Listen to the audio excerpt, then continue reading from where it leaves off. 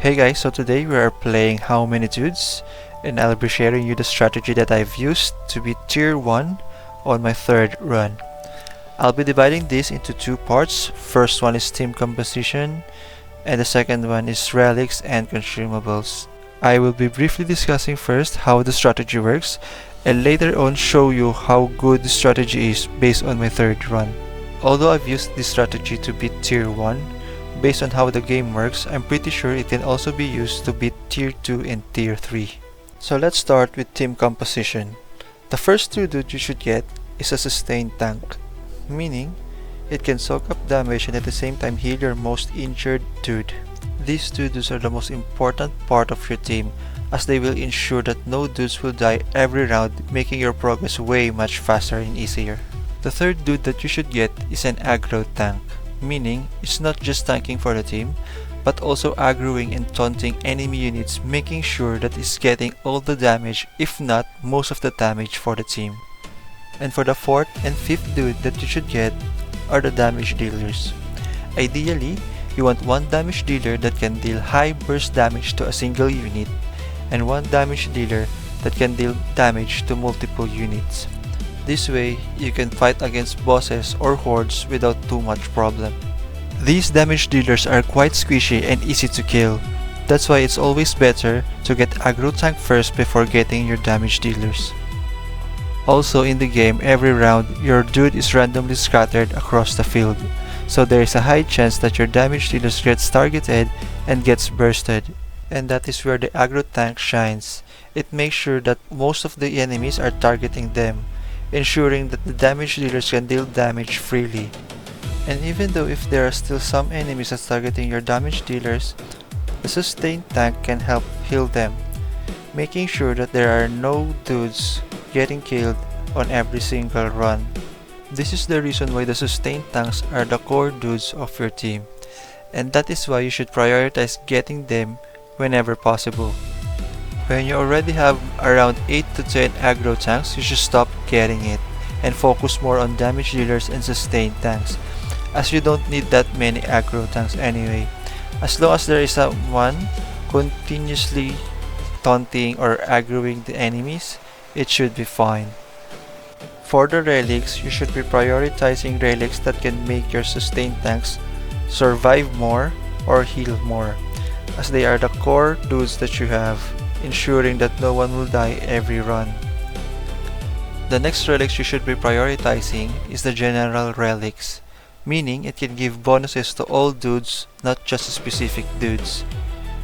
For me, you should be prioritizing on general relics that improves the HP, attack damage, or the healing capabilities of your dudes.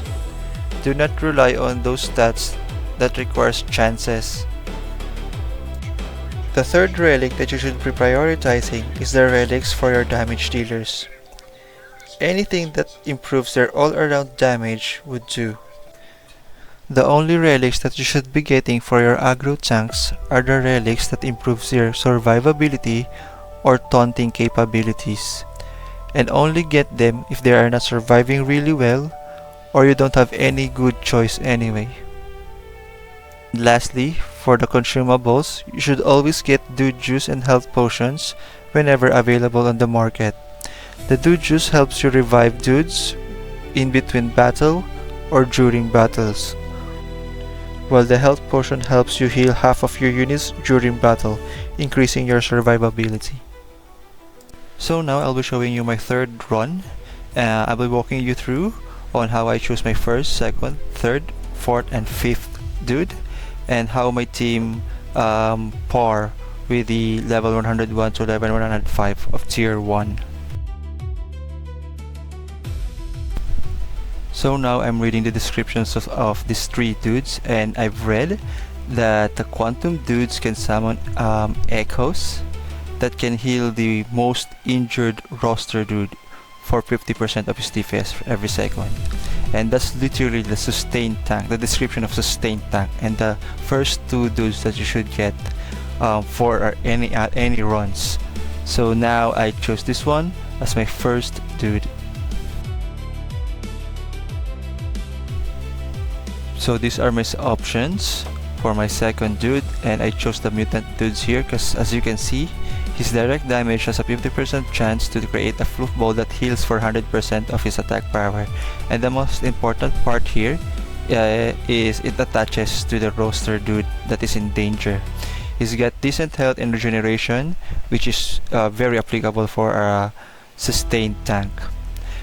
My third dude that I picked is the Warlock dude, because as you can see, it has a slowing, it slows his incoming damage, and at the same time has a chance to taunt enemies. So it can tank because the damage is got less slowed, so there's a chance that the sustained tanks can heal him, and at the same time Warlock dudes can taunt.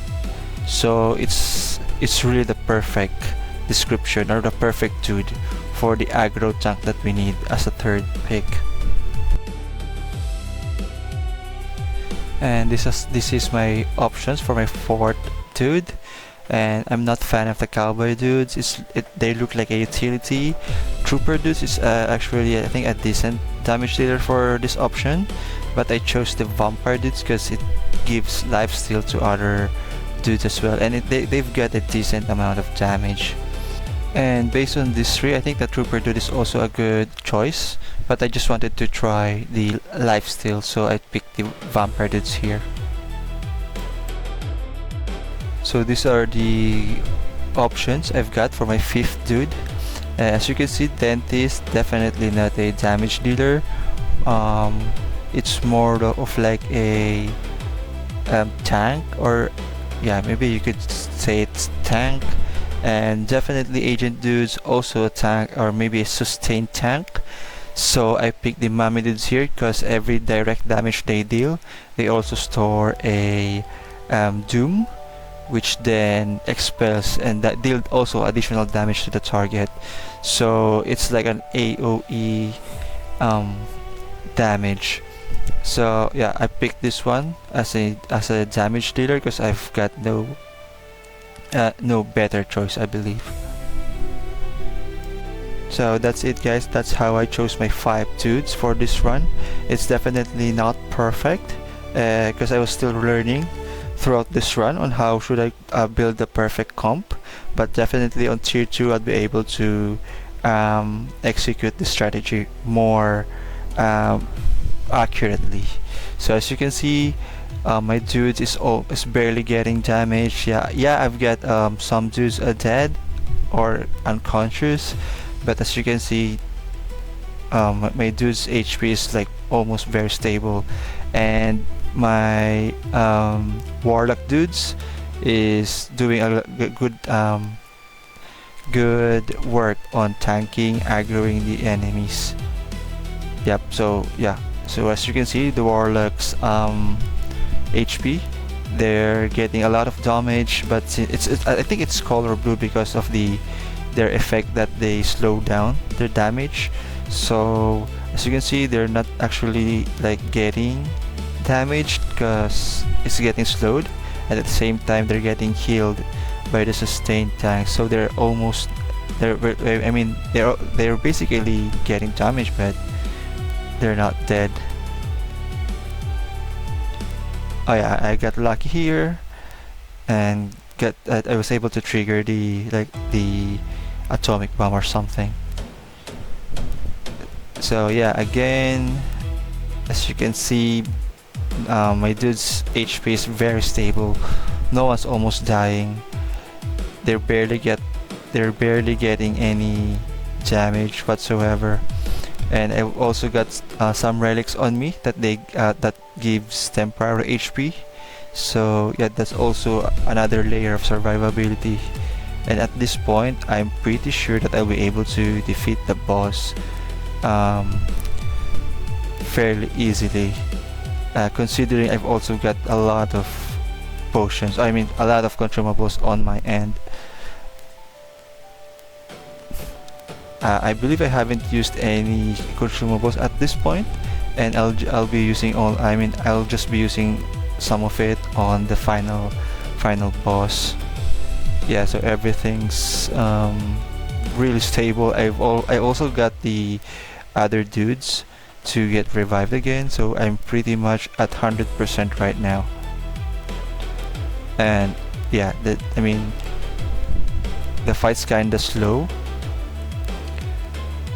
but as you experiment more, you'll be able to execute the strategy in a more efficient way. Meaning, you still be able to do this, like almost no one's dying, but at the same time you'll be able to balance the damage dealers, so you can clear the rounds or the levels much faster. So this is the GOAT. This is the final boss of tier 1, and as you can see, I've lost a little bit of dudes here, but yeah, they were pretty much holding our ground here. I've used a couple of consumables here, I believe, dude potions and health potions, and even the mushroom, I think. But yeah, I honestly don't think the boss here stood a chance. But yeah, he's still able to knock or kill some of my dudes. I'm using the potions here, I believe. I'm sure I'm gonna be using some potions here, or the dude juice. Sorry, I mean the dude juice, to revive some of my dudes. Yeah, actually, I'm pretty sure that we can defeat this one, but I used the potion just to, you know, make the work much faster. Yeah, I used that one. I think I'll be using that one again. Yep. Yeah, but it's pretty much 100% win for us. But as you can see, I didn't get good damage dealers for this run, I believe. So that's why I think it took me a bit longer than usual. Yeah, because I think I've defeated this also on my first run, but I think it took me much faster. But yeah, I was really struggling on that run, and I was constantly using consumables on the boss. Like I almost depleted all my consumables on that run. But here I used the consumables pretty much for a faster clear, not to survive actually.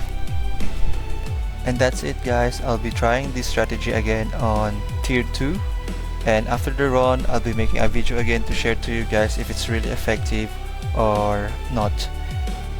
I hope you liked the video, and if you did, please like and subscribe to my channel. I would really appreciate it, and see you in the next video, guys. Peace.